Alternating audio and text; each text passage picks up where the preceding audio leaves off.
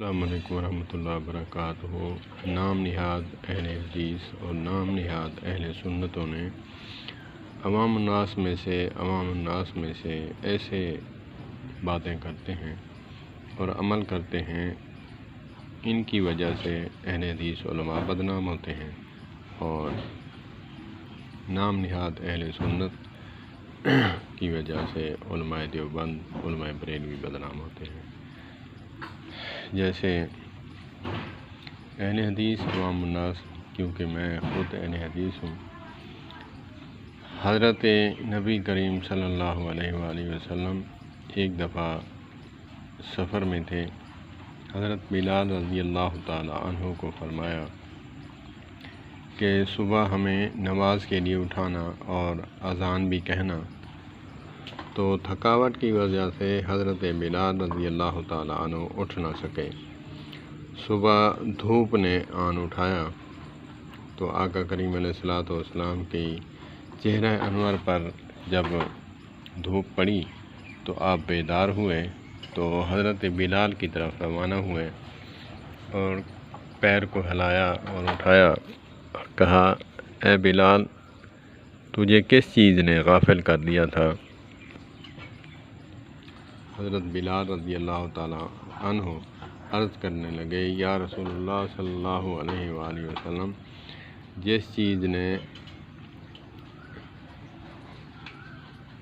جس نے آپ کو سلا دیا مجھے بھی سلا دیا تھا، یعنی اللہ پاک نے آپ کو سلا دیا اور مجھے بھی سلا دیا۔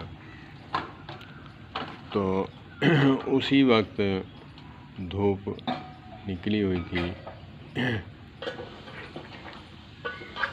کرنیں دھوپ کی نظر آ رہی تھی اور سورج جو ہے مکمل نکل چکا تھا۔ تو اسی وقت حکم دیا آقا کریم علیہ الصلوۃ والسلام نے کہ اذان دو، اقامت کہو، نماز پڑھیں۔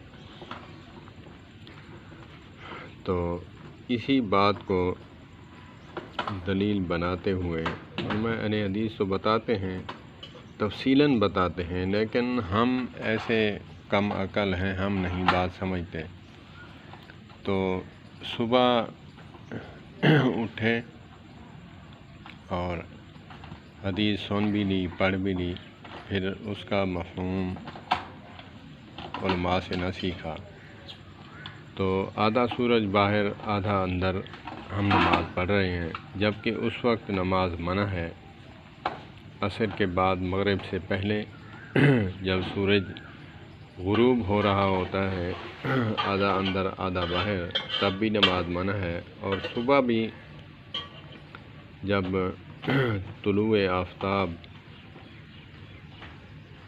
ہو رہا ہو، اسی لیے منع ہے کہ سورج جو ہے آدھا اندر آدھا باہر، نماز منع ہے۔ ان دونوں ٹائم میں جو ہے منع ہے۔ اور تیسرا ٹائم جو ہے، دو ٹائم یہ ہو گیا، حدیث پاک میں 3 ٹائم ہیں مکروہ نماز کے۔ تیسرا ٹائم ہے کہ جب سر کے برابر 12 اور 11 کے درمیان والا ٹائم، تقریباً سر کے برابر جب سورج ہو، تب بھی نماز نہیں پڑھنی چاہیے۔ کوئی نوافل، کوئی ایسی کوئی نماز جس میں سجدہ ہو، نماز ایسی نہیں پڑھنی چاہیے۔ تو ہمیں جب پتہ ہی نہیں ہوتا تو ان باتوں کا، تو پھر علماء دیوبند دیکھتے ہیں کہ ایسے نماز پڑھتے ہیں۔ یہ عوام الناس کی غلطی ہے کہ عوام الناس کو سیکھنا چاہیے کہ کس ٹائم ہمیں نماز پڑھنی چاہیے اور کس ٹائم نہیں۔ جو ممنوع وقت ہیں، ہم اس وقت نماز پڑھ رہے ہوتے ہیں۔ حدیث کی محبت اور وہی ہمیں جہنم میں لے جائے، تو میرے استاد محترم مولانا مفتی سراج احمد نور اللہ مرکزہ فرمایا کرتے تھے، یہ عوام الناس میں سے جو اپنی مرضی سے مسائل گھڑ کے شروع ہو جاتے ہیں، میں انہیں اہل حدیث نہیں اہل خبیث کہتا ہوں۔ اور وہ بجا فرمایا کرتے تھے کہ پوچھ کر چلیں علماء سے۔ غیر مقلد کا یہ مطلب نہیں کہ کسی کی بھی نہ مانیں، بس قرآن و سنت کو خود مسائل اخذ کرنا شروع کر دیں، اس کا معنی ہرگز یہ نہیں۔ تو وہ استاد محترم فرمایا کرتے تھے، عامی کے لیے تو لازم ہے کہ وہ تقلید کرے۔ ہاں، اگرچہ ہم امام ابو حنیفہ نور اللہ مرکزہ کی تقلید نہیں کرتے، ہم ان کے مقلدین کو مشرک کہتے ہیں، لیکن ایک عامی شخص ہے وہ کیسے چل سکتا ہے جب تک اس کو آگے سہارا نہ ملے یا پھر آگے بتانے والا نہ ملے؟ عامی شخص کیسے چل سکتا ہے؟ ہاں، کچھ راستہ ہے، تھوڑا دھکا لگا دیں، بتا دیں تو پھر آگے چل پڑتا ہے۔ تو جو چیز معلوم ہے وہ تو چلے گا، جو نہیں ہے تو پھر تو پوچھ کر چلنا پڑے گا۔ تو اسی طرح نماز میں کافی غلطیاں ہیں۔ اب نماز میں علماء فرماتے ہیں، علماء اہل حدیث، کہ نماز میں جب جماعت میں کھڑے ہوں یا اکیلے کھڑے ہوں، اپنی باڈی کے برابر مطابق پاؤں کھلے رکھنے چاہیے۔ اور اہل حدیث عوام الناس جو نہیں سمجھتی، عقل سے آری ہے، جو خود مسائل اخذ کرنے والے ہیں، تو وہ اتنی ٹانگیں چوڑی کی ہوتی ہیں کہ مولانا قاری محمد حنیف کو کہنا پڑا، بات تو سخت ہے لیکن میں نے سنی ہے چونکہ، تو جب چھیڑ خانی کرتے ہیں تو علماء تو پھر چٹکلے مارتے ہیں۔ تو مولانا قاری محمد حنیف ملتانی، اللہ پاک ان کی مغفرت فرمائے، وہ فرماتے ہیں کہ ان کو میں چتڑ پاڑ جماعت کہتا ہوں۔ کیوں؟ مجھ جیسے جاہل جب نماز پڑھتے وقت سیکھ کر نہیں پڑھیں گے تو وہ تو یہی ہے نا کہ کہیں گے علماء اہل حدیث کہتے ہیں کہ ایسا کیا کرو۔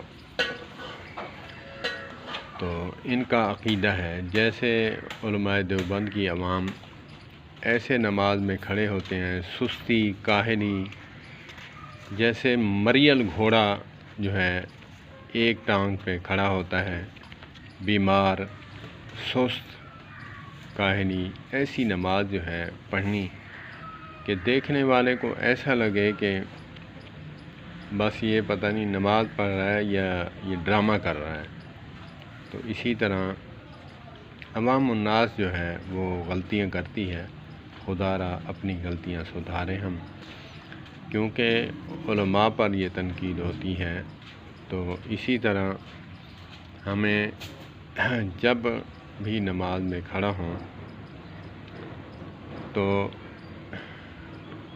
میں کیونکہ اہل حدیث ہوں، خود جب نماز پڑھا کرتا تھا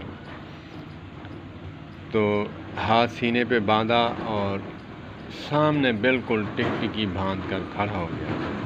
ہمیں تو حکم ہے سجدے والی جگہ پر دیکھنا اور عاجزی اور انکساری۔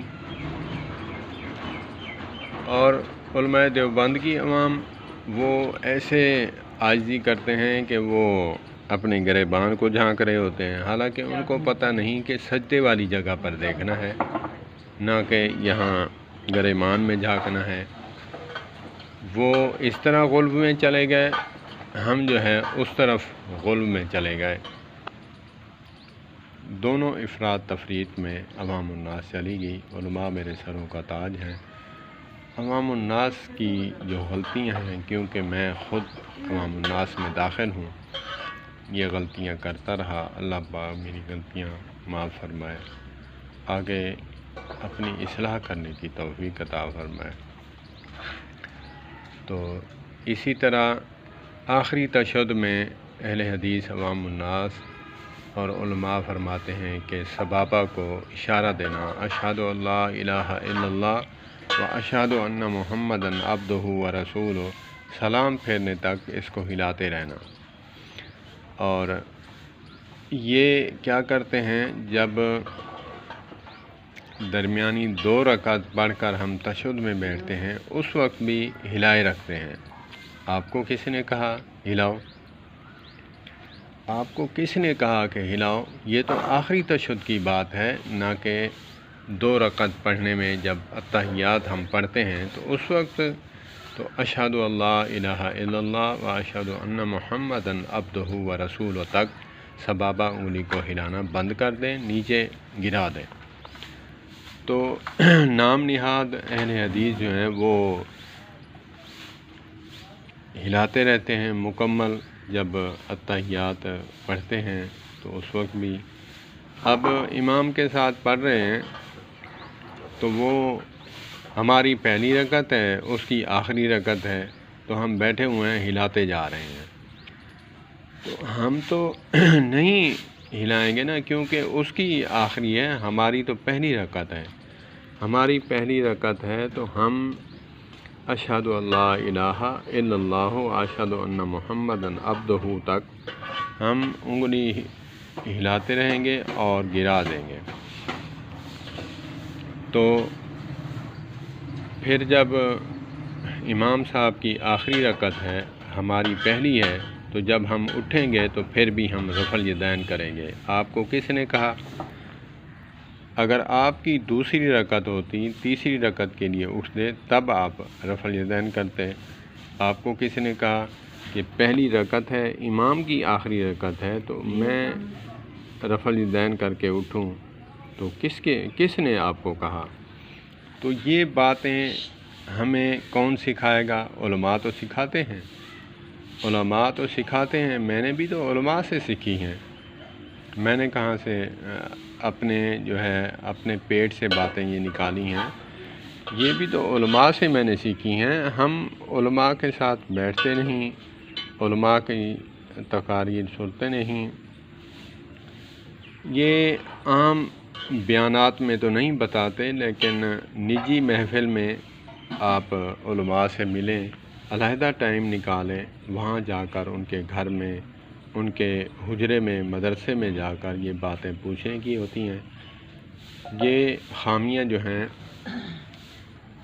خود میں کرتا رہا اور کافی ہیں جو پوائنٹ آؤٹ کروں گا میں، اس کی اصلاح کرنے کی کوشش کریں۔ خدا را عوام الناس اگر درست کرنا لگ جائے تو علماء پر بھی لعن طعن نہ ہو، طعن و تشنیع نہ ہو کہ جی ان کا مسلک اس طرح ہے اور ان کے علماء ایسے بتاتے ہیں۔ تو اسی لیے ہمیں چاہیے کہ ہم ان باتوں کا خیال رکھیں۔ اللہ پاک مسائل سمجھنے کی اور علماء سے پوچھ کر چلنے کی توفیق عطا فرمائے۔ میرے محسن علماء، اللہ پاک ان کو جزائے خیر عطا فرمائے، جنہوں نے مجھ جیسے بگڑے ہوئے شخص کو ٹھیک کیا۔ اللہ پاک میری اصلاح فرمائے۔ والسلام علیکم ورحمۃ اللہ۔